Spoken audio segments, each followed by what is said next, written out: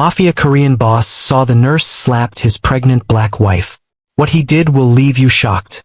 The slap echoed through the sterile room like a gunshot. Elena Brooks couldn't breathe. Her cheek burned. Her vision blurred with tears, and the contraction that had been building for the last 3 minutes suddenly felt like nothing compared to the shock radiating through her body. She stared at the woman standing over her bed, the woman who was supposed to help her bring her child into the world, and saw nothing but cold hatred in those eyes. "Stop being dramatic," Nurse Co Mireille said, her voice sharp as broken glass. "Women have been doing this for thousands of years. You're not special." Elena's hand trembled as she touched her face. The room spun. Another contraction was coming. She could feel it building like a wave about to crash. But all she could think about was the fact that this woman had just hit her. Hit her. While she was in labor. While she was alone and helpless and trying to bring a life into this world. "Please," Elena whispered, her voice cracking. "Please, I just need." "You need to be quiet," Mireille interrupted, turning away to adjust something on the monitor with deliberate slowness. "Your husband's money doesn't buy you the right to disturb everyone on this floor." The words cut deeper than the slap. Elena had heard whispers before, seen the looks from some of the staff when Jean brought her to Blue Crown Medical Center 3 days ago for monitoring. She was foreign, black, married to a man whose name carried weight and fear in equal measure throughout Hanul City. Some people bowed to her. Others looked at her like she was a stain on something pure. The contraction hit, and Elena cried out, clutching the bed rails. Mireille didn't move. Outside the window, rain hammered against the glass. The storm had been raging for hours, turning the night into something dark and hostile. The VIP maternity wing was on the 7th floor, isolated from the rest of the hospital, designed for privacy and discretion. Right now, that privacy felt like a prison. Elena's phone sat on the side table, screen black. Dead. She'd been trying to call Jean for the past 2 hours, watching the battery drain with each failed attempt. Each call that went to voicemail. He'd promised to be here. He'd promised. But something had come up, something urgent with the business, and he'd kissed her forehead and told her he'd be back before anything happened. He'd been wrong.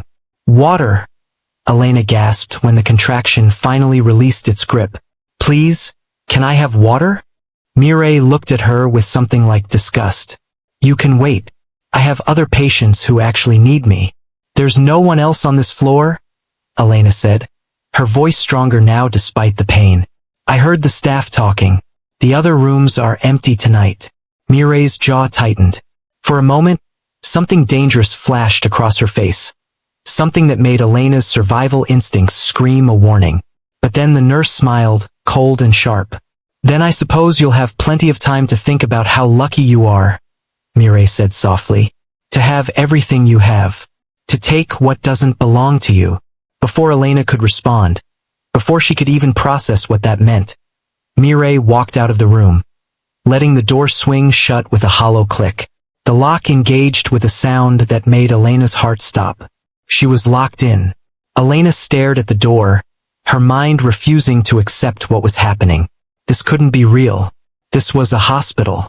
An expensive, prestigious hospital that Jean had chosen specifically because it was supposed to be the best. People didn't lock laboring women in rooms.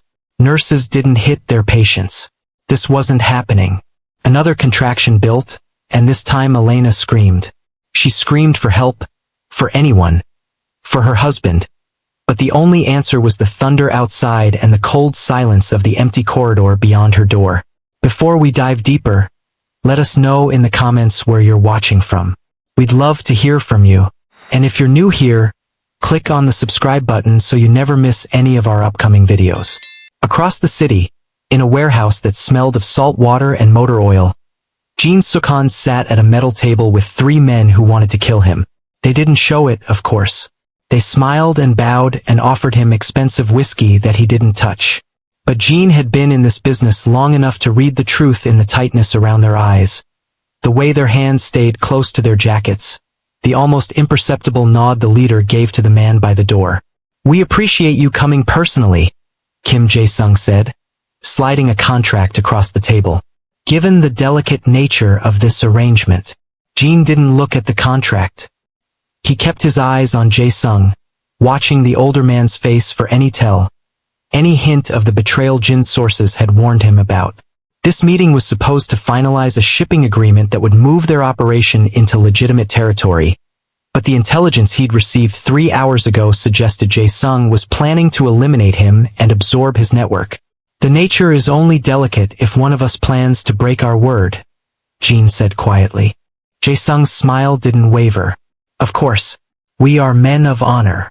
Jin's phone buzzed in his pocket. He ignored it. He'd been ignoring it for the past hour because showing weakness here, showing any distraction, would be an invitation to violence. Elena would understand. She always understood. This meeting was important. It was supposed to secure their future, make sure their child grew up in a world where Jin could step back from the darkness he'd lived in for so long. The phone buzzed again, and again. Jae-sung's eyes flicked to Jin's pocket. Do you need to take that? No, Jin said and picked up a pen. He was signing his name when the door burst open. Park Dong-min, Jin's head of security, stood in the doorway with blood on his knuckles and murder in his eyes. The 3 guards who'd been stationed outside were nowhere to be seen. Jae-sung's men reached for their weapons, but froze when Dong-min raised his hand, showing he was unarmed. Sir, Dong-min said, breathing hard, it's your wife. Everything else disappeared. The contract, the threat, the carefully maintained facade of control. Jin was on his feet before Dong-min finished speaking. What happened? She's been trying to reach you. The hospital called my number when yours didn't answer. There's a problem. Jin didn't ask permission, didn't apologize, didn't explain. He simply walked past Dong-min, past the shocked faces of Jae-sung and his men, out into the rain-soaked night where his car was already running. Drive, he told his driver. Blue Crown. Now. The city blurred past the windows. Jin tried Elena's phone 6 times.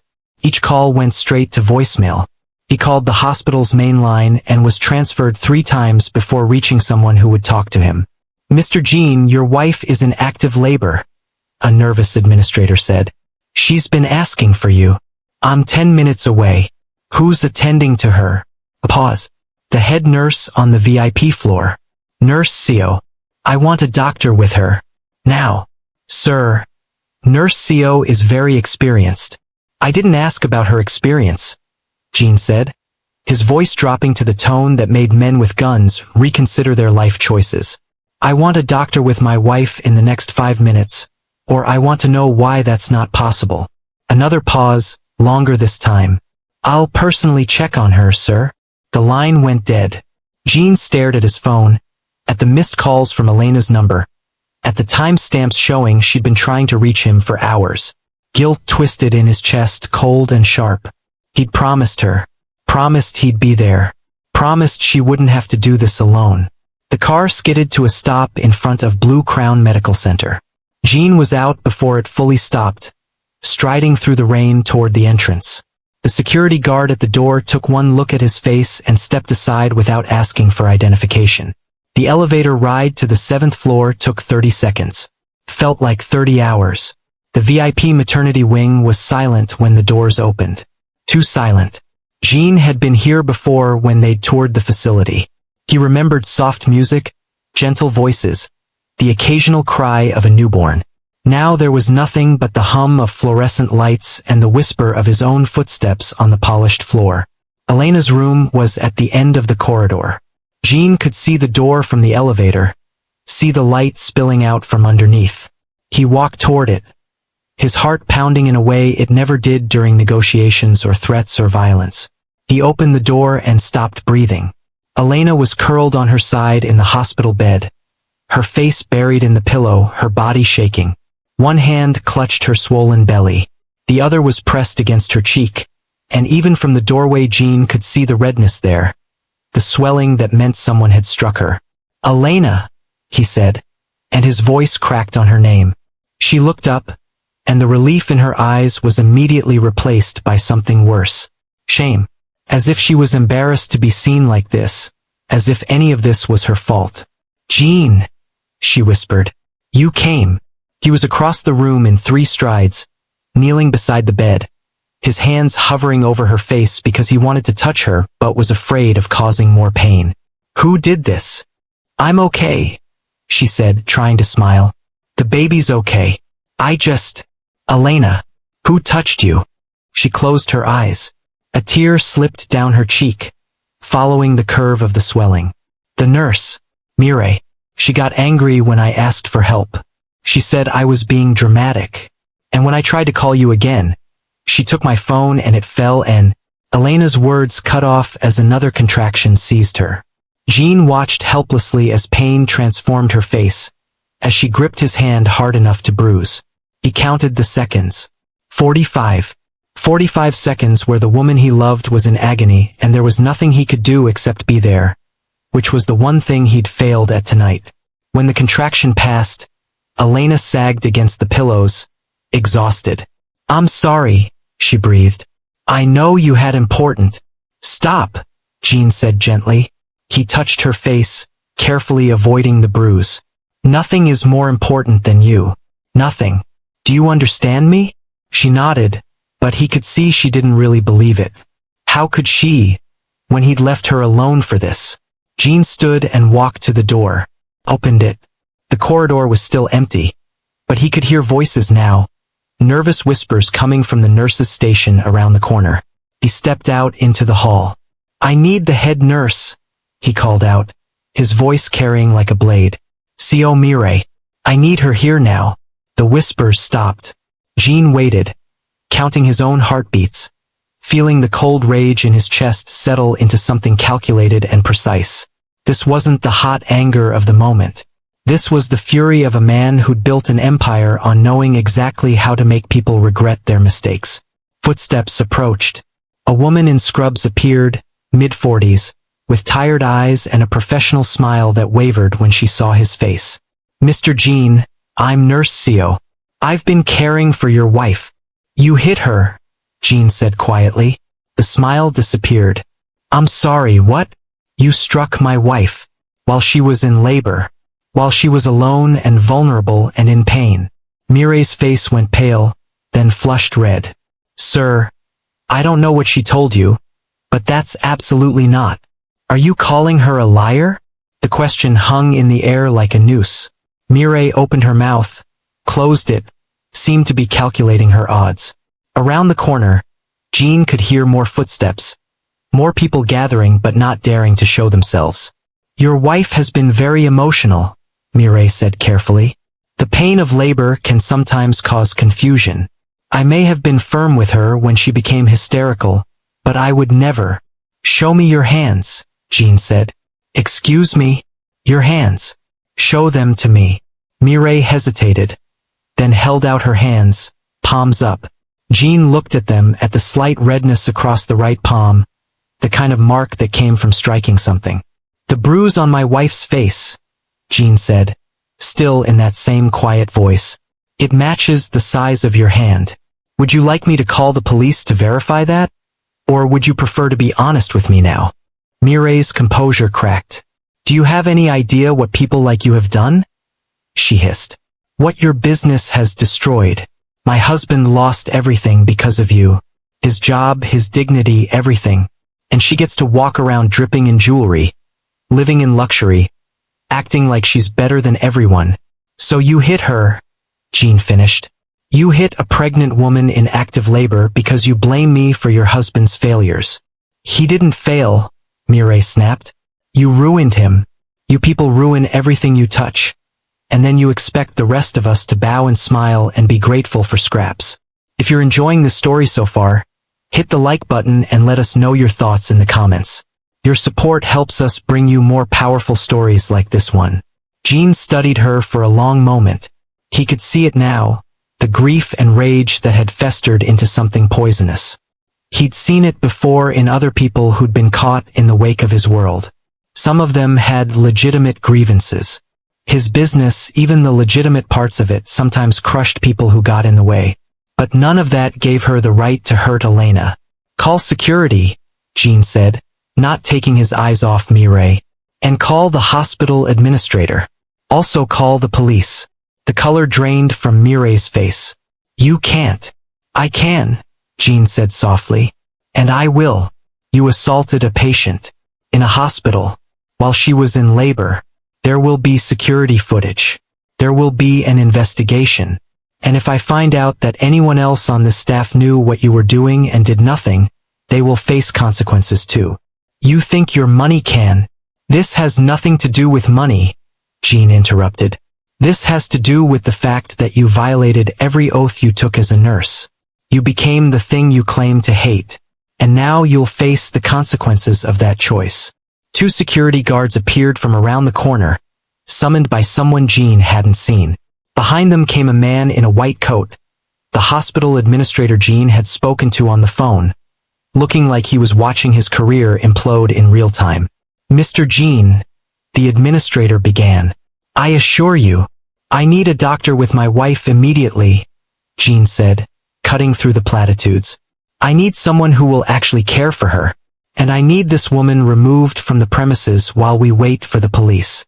Mireille started to speak, but Jin held up a hand. Save it for your statement. Tell them about your husband. Tell them about your anger. Maybe they'll have sympathy. But if you ever come near my wife again, sympathy won't help you. The security guards took Mireille by the arms. She didn't resist, but the look she gave Jin was pure hatred, the kind that didn't fade with time or distance. Jin watched her go and felt nothing. He'd seen that look before. It didn't frighten him. Nothing frightened him except the thought of losing Elena or their child.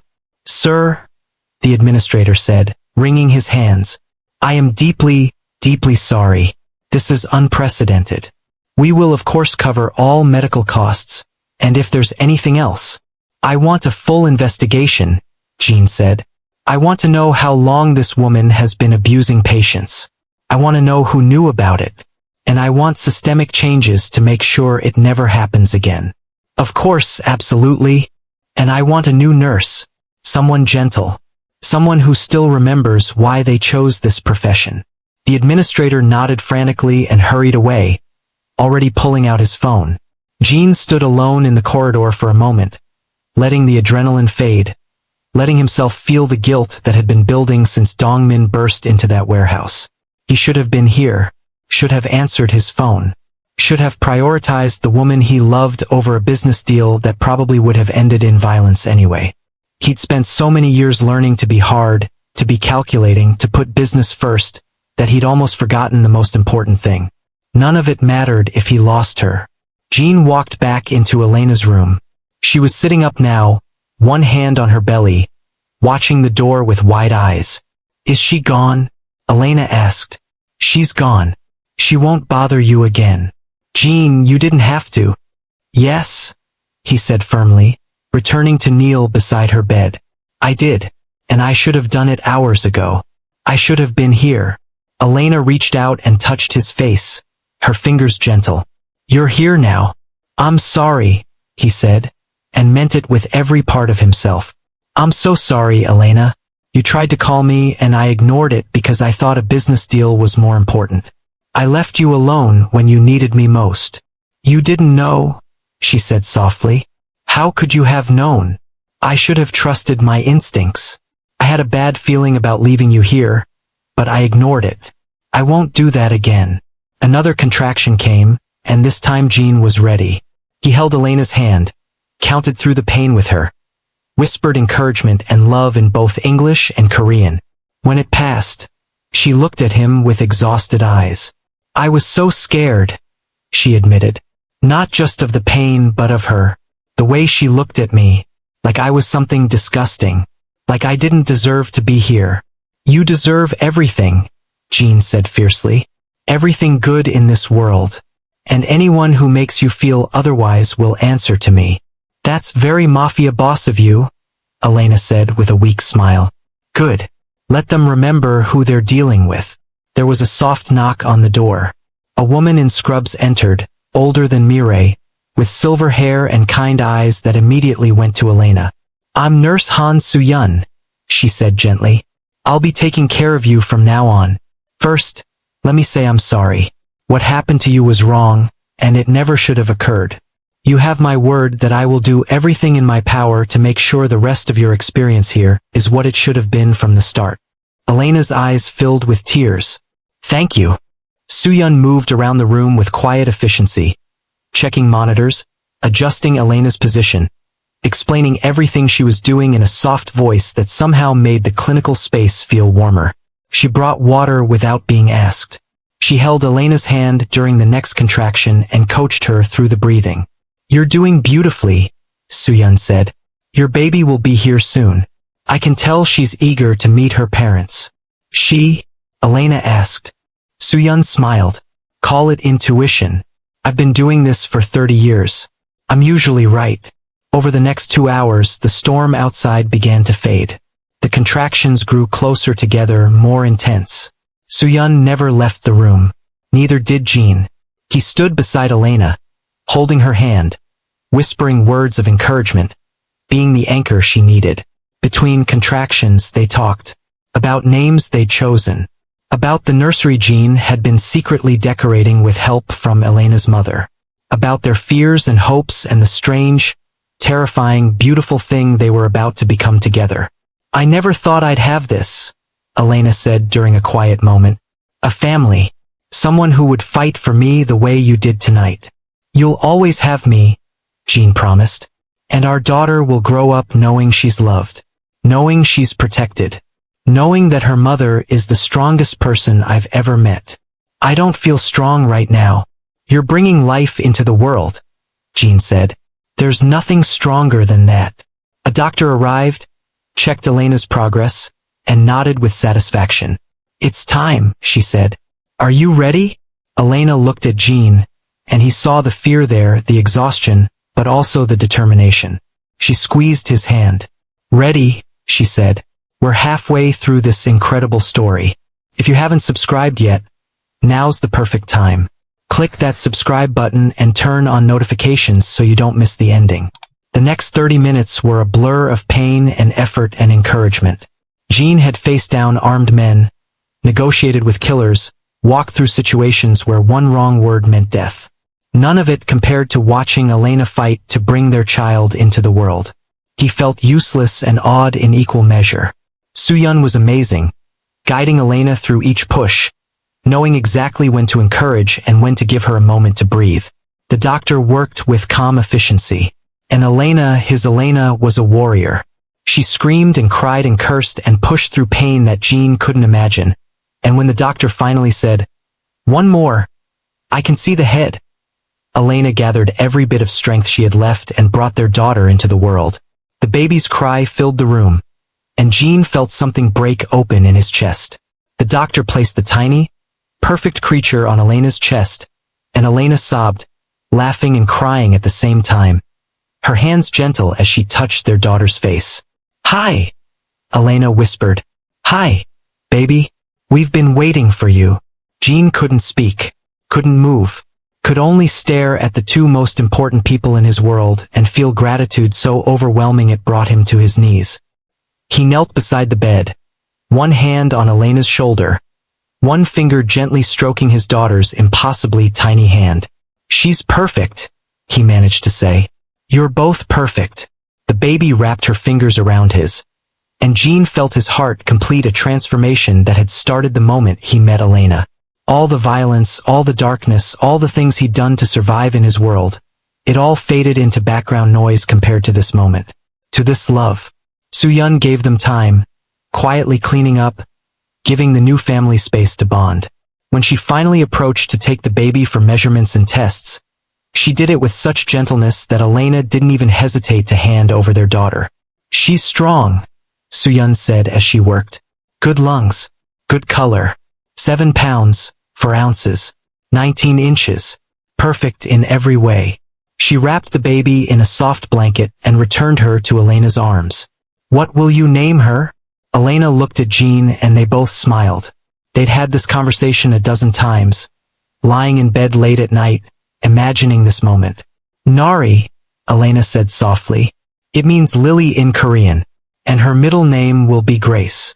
"Nari Grace," Soo-yeon repeated, her eyes soft. "Beautiful. It suits her." Jin leaned down and kissed Elena's forehead. "Thank you," he whispered. "For her. For everything. For being brave enough to love me despite everything I am."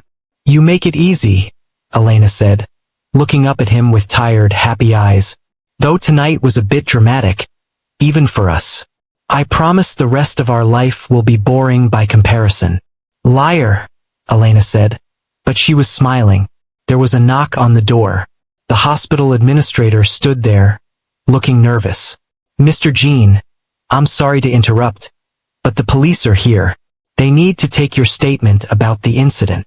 Jin looked at Elena. "Will you be okay if I step out for a few minutes?"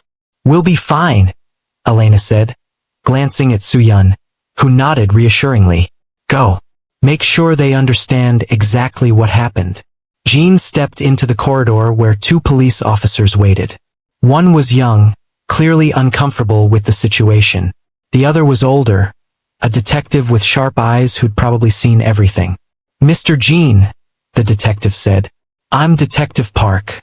I understand there was an assault on your wife this evening." "Yes," Jin said, and proceeded to give a clear, factual account of everything Elena had told him, everything he'd witnessed, everything that had happened. He didn't exaggerate, didn't need to. The facts were damning enough. Detective Park took notes, his expression growing darker as Jin spoke. "And you believe this was motivated by a personal grudge against you?" The nurse admitted as much. "Her husband apparently lost his job, and she blamed me for it. She took that anger out on my wife." "Do you know the husband's name?" Jin did. He knew because he'd had his people look into Seo Mirai the moment the administrator said her name. In his world, information was currency, and he always paid his debts. Seo Junho. He was terminated from a shipping company I have financial interests in. For embezzlement. Detective Park's eyebrows rose. "I see. So the husband's termination was legitimate." "Completely. There was evidence. He was given the option to resign quietly or face prosecution. He chose resignation. But his wife blamed you anyway." "People believe what they need to believe," Jin said quietly. "I understand anger at me. I've made choices in my life that have hurt people. But Elena had nothing to do with any of that. She was an innocent target for misplaced rage." Detective Park studied him for a long moment. "You're being very cooperative, Mr. Jin. Given your reputation, I expected this conversation to go differently." Jin met his eyes steadily. "My reputation is irrelevant. A crime was committed against my wife. I want justice. Through the proper channels. Legally. Is that so surprising? In my experience, men in your position often prefer to handle things privately." "I'm a father now," Jin said softly. "I want my daughter to grow up in a world where justice means something. Where people can't abuse their power without consequences. If I handle this outside the law, I teach her that might makes right. I don't want that for her." Detective Park smiled slightly. "Then we want the same thing. I'll make sure this is handled properly. The nurse will face charges. Assault at minimum. Possibly more depending on what else we find when we investigate her history." "Good," Jin said. "And detective? Thank you for taking this seriously."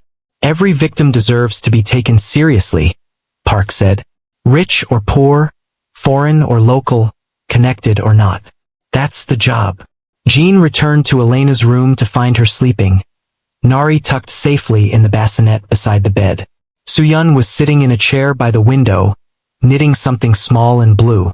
"She just fell asleep," Soo-yeon whispered. "The baby too. Both exhausted, as they should be." Jin approached the bassinet and looked down at his daughter. She was so small, so impossibly fragile. How did people do this? How did they survive the terror of loving something so vulnerable? "You'll learn," Soo-yeon said quietly, as if reading his thoughts. "It gets easier. And harder. Parenthood is full of contradictions." "How long have you been a nurse?" Jin asked. 32 years. I've delivered more babies than I can count. Held more hands. Seen more miracles. Why do you still do it?" Soo-yeon looked at him over her knitting. "Because moments like this matter. Because bringing new life into the world is holy work, even in the worst circumstances. Because sometimes I can make a difference. You made a difference tonight, Jin said. For Elena. For me. Thank you. You're welcome. Though I wish our meeting had been under better circumstances. She set down her knitting. Mr. Jin, can I speak honestly with you? Please. What happened tonight was wrong. Criminal. But it's also symptomatic of a larger problem. This hospital, like many hospitals, runs on hierarchy and fear. Staff are overworked. Complaints are ignored. People like Nurse Seo are allowed to continue because they're efficient, because they've been here for years, because no one wants to rock the boat. That needs to change, Jin said. Yes, but change requires more than just punishing one bad actor. It requires systemic reform, training, oversight, a culture where patients can report abuse without fear, where staff can speak up when they see something wrong. What are you asking me to do? Soo-yeon smiled. I'm not asking. I'm just saying that you have resources and influence. If you wanted to make a real difference, to ensure what happened to your wife never happens to anyone else, you could. Jin looked at Elena sleeping peacefully, at Nari's tiny face. What would that look like? Fund an independent patient advocacy program. Require transparency in complaints. Mandatory training on cultural sensitivity and implicit bias. Regular audits. Anonymous reporting systems. Real consequences for abuse, not just for incidents involving powerful families. You've thought about this, Jin observed. I've been thinking about it for 32 years, Soo-yeon said. Watching good people get hurt by a broken system. Tonight just made it more urgent. Jin nodded slowly. I'll look into it. I can't promise miracles, but I can promise to try. My daughter deserves to grow up in a world that's better than the one I knew. That's all any of us can do, Soo-yeon said. Make it a little better for the next generation. This story is almost over, but before we continue, take a moment to like this video and share it with someone who needs to hear this message. Your engagement truly matters. The sun rose over Hanul City, painting the sky in shades of gold and pink. The storm had passed, leaving the air clean and fresh. Jin stood at the window of Elena's room, watching the city wake up, feeling like he was seeing it for the first time. Behind him, Elena stirred. He turned to find her awake, looking at Nari with such love it made his chest tight. Morning, Elena said softly. How long have you been awake? A few hours. Couldn't sleep. Too much to think about. Like what? Jin came to sit beside her on the bed, careful not to jostle her. Like how we're going to keep our daughter safe in a world that can be so cruel. Like how I'm going to teach her to be strong without becoming hard. Like how to honor your strength while protecting your softness. That's a lot of thinking, Elena said with a small smile. I also thought about Nurse Seo, about her husband, about the fact that, in some way, what happened to her family might have been connected to my business. Elena's expression became serious. You're not responsible for other people's crimes, Jin. Her husband stole. He faced consequences. That's not your fault. I know. But it made me think about all the ways my choices ripple outward. All the people who get hurt in the wake of what I do. I've spent years telling myself that business is business, that I'm just playing the game everyone else plays. But tonight showed me what that really means. What are you saying? I'm saying I want to be different. For you. For Nari. I want to be the kind of man my daughter can be proud of, not the kind she has to explain away. Elena reached out and took his hand. You're already that man, Jin. You came for me tonight. You fought for me. You demanded justice instead of revenge. That's who you are. That's who I want to be, Jin corrected. But I have a long way to go. Nari made a small sound, and both parents immediately turned their attention to her. Elena lifted her gently, and Jin watched in amazement as his wife began to nurse their daughter with a natural grace that seemed impossible given everything she'd been through. She's hungry, Elena said with a tired laugh. Already demanding like her father. Smart like her mother, Jin countered. There was a knock on the door. The hospital administrator entered, looking much more composed than he had the night before, but still nervous. Mr. Jean, Mrs. Jean, I wanted to speak with you personally, he began.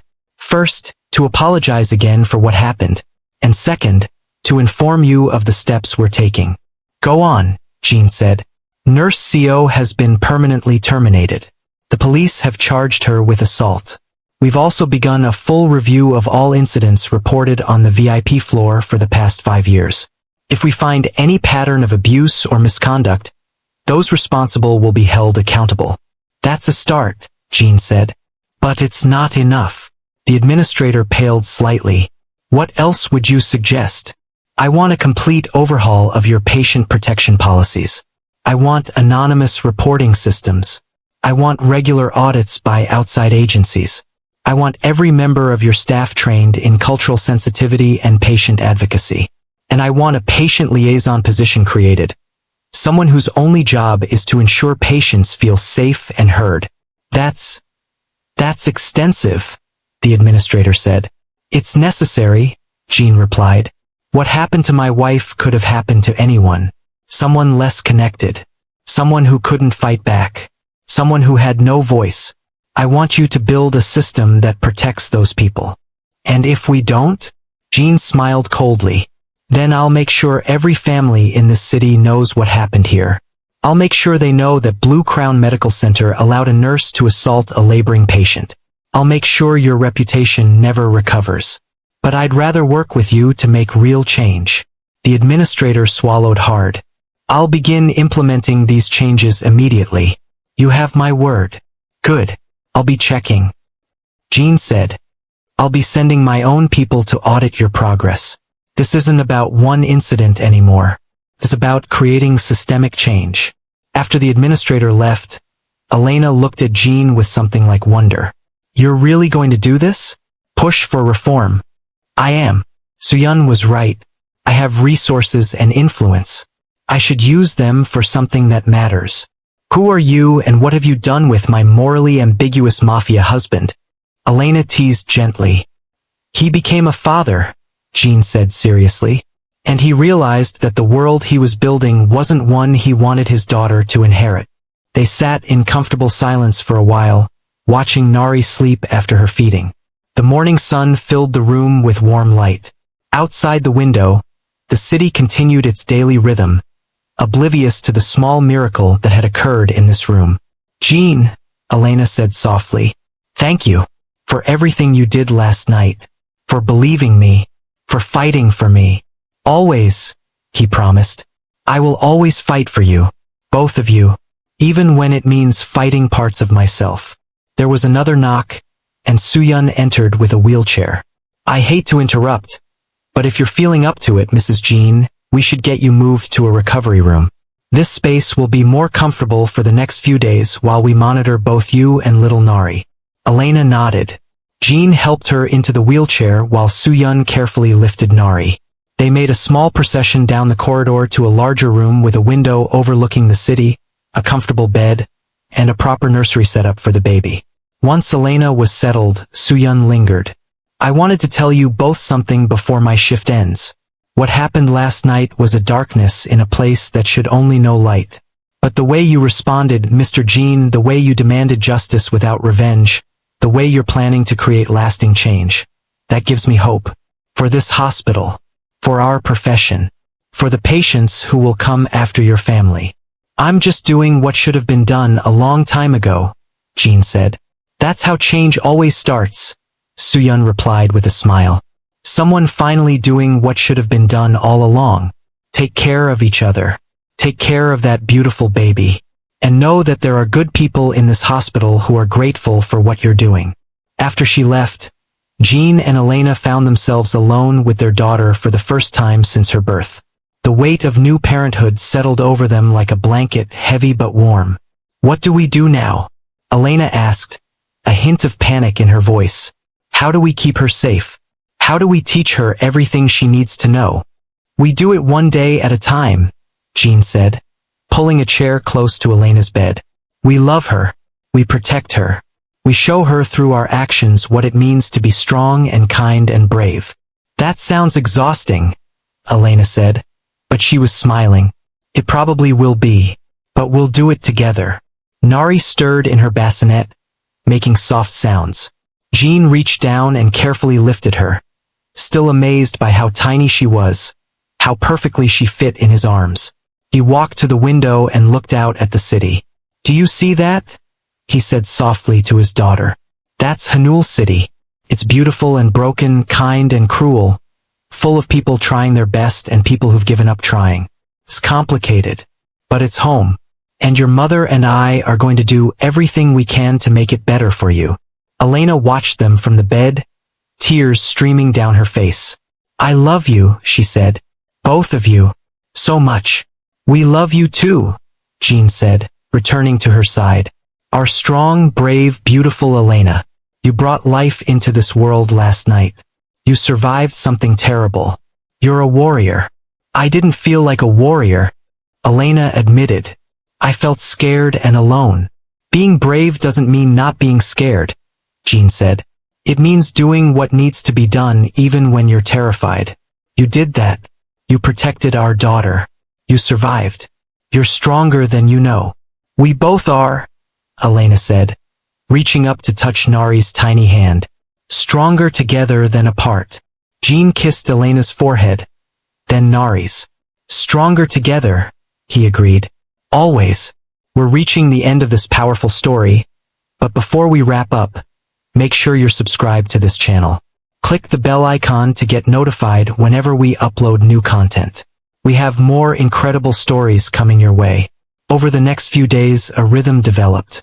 Elena recovered slowly, her body healing from the trauma of birth and assault.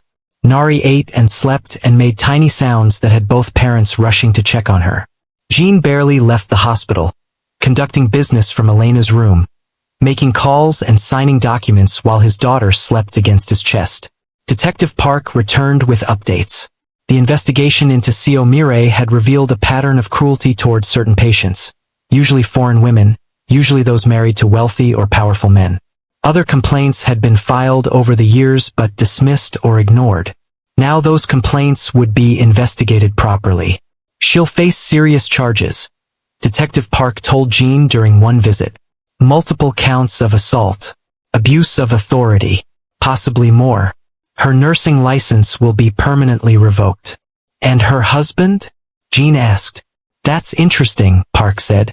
"We looked into his case. The embezzlement charges were legitimate, but we found evidence that he'd been taking money because his wife was pressuring him to match your lifestyle. She resented you and your family so much that she drove her husband to crime trying to compete.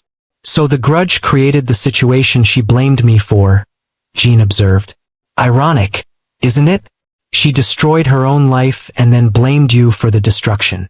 After Park left, Jin sat with Elena and told her everything. She listened quietly, holding Nari, her expression thoughtful. "I feel sorry for her," Elena finally said. "I know I shouldn't, but I do.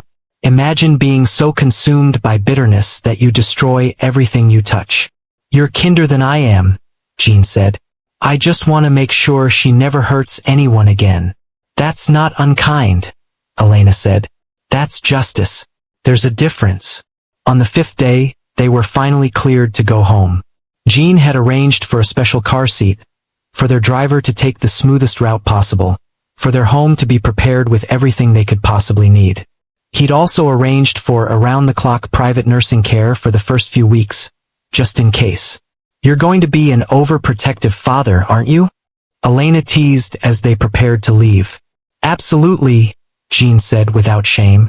"I'm going to embarrass her at school and intimidate every boy who looks at her and probably need therapy when she becomes a teenager. But she'll be safe and loved, and that's what matters. As long as you know what you're in for," Elena laughed. Soo-yeon came to say goodbye, bringing a hand-knitted blanket for Nari. "Use this for her first winter," she said, draping it gently over the baby. "And remember, being a parent is hard. You'll make mistakes. You'll doubt yourselves. But as long as you love her and each other, you'll figure it out." "Thank you," Elena said, hugging the older woman, "for everything, for believing me, for taking care of us." "It was my honor," Soo-yeon said. "Now go home, start your life as a family, and come back to visit when Nari is older." I want to see what kind of remarkable woman she becomes. The ride home was slow and careful. Jin held Elena's hand while she held Nari, both of them quiet, processing everything that had happened. When they pulled up to their home, Jin saw that his staff had decorated the entrance with subtle, elegant flowers, Elena's favorite kind. "Welcome home," he said softly. "All of us, together." That night, after Nari was settled in her nursery, after Elena was resting comfortably, Jin stood on their balcony looking out at the city. His phone buzzed with messages about business, about the situation with Jae-sung that he'd walked away from, about a dozen other crises that demanded his attention. He ignored them all. Instead, he thought about his daughter sleeping peacefully in the next room, about his wife who had shown him what real strength looked like, about the changes he was going to make, not just in one hospital but in his entire approach to life. The darkness of his world hadn't disappeared. It was still there, waiting, full of violence and moral compromise and difficult choices. But now there was light too. A small, perfect light that depended on him to protect it, to nurture it, to make sure it could grow without being consumed by the shadows. Jin could do that. He would do that, whatever it took. "Daddy's here," he whispered into the night, making a promise to a daughter who couldn't hear him but who would spend a lifetime learning what it meant. "And I'm going to make sure you grow up in a world that's worthy of you." Inside, Elena appeared at the balcony door, wrapped in a robe, smiling despite her exhaustion. "Come back inside," she said gently. "Come be with your family." And Jin did, because that was where he belonged. Not out in the darkness making deals and threats and compromises, but here in the light, with the people who had transformed him from someone who inspired fear into someone capable of love. The Mafia boss who had built an empire on power and intimidation had finally found something more valuable than fear. He'd found a reason to be better, a reason to change, a reason to believe that redemption was possible. And it all started with a slap that echoed through a hospital room, a woman brave enough to survive, and a man who finally understood what was worth fighting for. Thank you so much for watching this story. If it moved you, please hit that like button and leave a comment sharing your thoughts. Don't forget to subscribe to our channel for more powerful stories that inspire, challenge, and transform. Share this video with someone who needs to hear this message. Until next time, remember that real strength isn't about power. It's about protecting those who need protecting, fighting for justice, and having the courage to change. See you in the next story.